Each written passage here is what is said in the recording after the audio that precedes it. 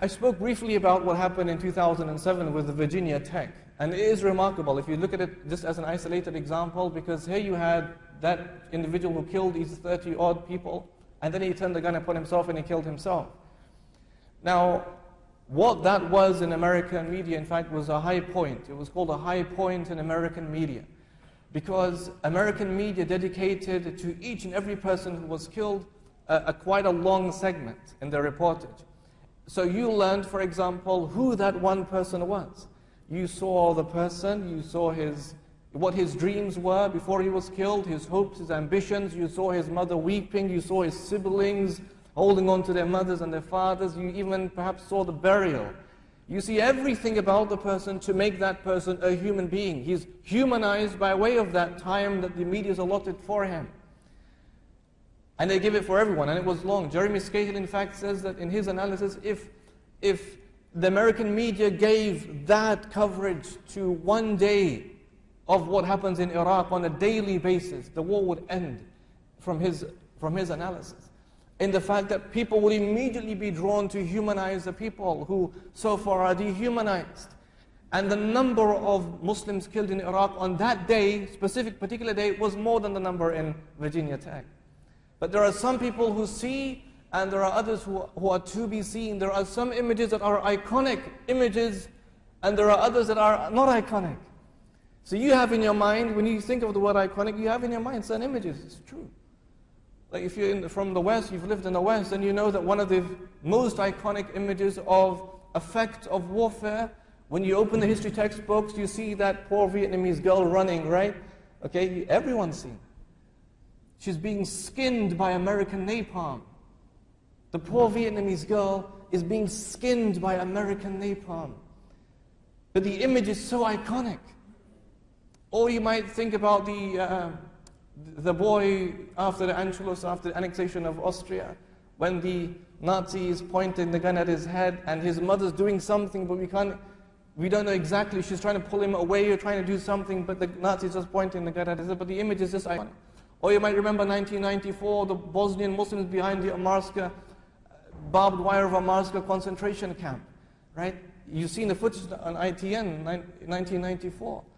Or it might be the Muslims from Guantanamo Bay, because the image is so iconic. And so there are some images that are iconic, that are unforgettable, because you've seen them so often. But each one of these people has a sibling. Each one has a mother, each one has a father, each one has neighbors, relatives. So the dhulm does not exist in isolation, but it extends to all. When the Prophet said, sallallahu alayhi wa sallam, ittaqu dhulm fa inna dhulm dhulamatun yawm al-qiyamah, beware of dhulm, beware of injustice, because that is darknesses, plural, on the day of judgment. It isn't simply one, it is a lot. Dhulma, adam al-nur fi ma sha'nun yastanir. It is darknesses, it is the removal of light where light should exist, and it's dhulm. وَضْعُ شَيْءٍ فِي غَيْرِ مَوْضِعِهِ. It's putting a thing in a position where it should not be. It's both. But it's about how far we extend it. How far do we extend it? You know, it's an amazing thing, the way that the heart works and how we can show human empathy. But if we don't even know the narrative, we lose all the feelings. So from the perspective we discussed of the very national level of people like gangsters and people who have no regard, they have this kind of propensity to kill, or at least they think they have the human propensity only to kill. And so they go and they gun down people and they stab other people. You know, there was the case of I remember the case of Ben Kinzela. You wouldn't know, perhaps, or remember, but in England, you know, a boy who was stabbed for his cap, and his mother just bought his cap on his birthday. And I think it was his birthday day, if I remember. And he was wearing the cap, and so some thugs came along on their bikes and says, you know, with the knife, give us the cap. And he happily gave the cap, but they still stabbed him, right? And there are people who, you know, one of the most iconic cases, inshallah, I'll try and be here on Thursday, because I will go through the narrative of Hussein ibn Ali, radiallahu ta'ala, and his killing, and how that connects to what we call the bystander effect.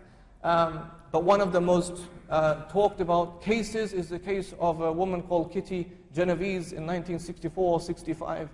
But the killer simply said, I killed her because I wanted to know what it felt like to kill a woman. Do you think the woman understood your logic? Understood the rationale? No. لا يدري القاتل فيما قتل ولا المقتول فيما قتل.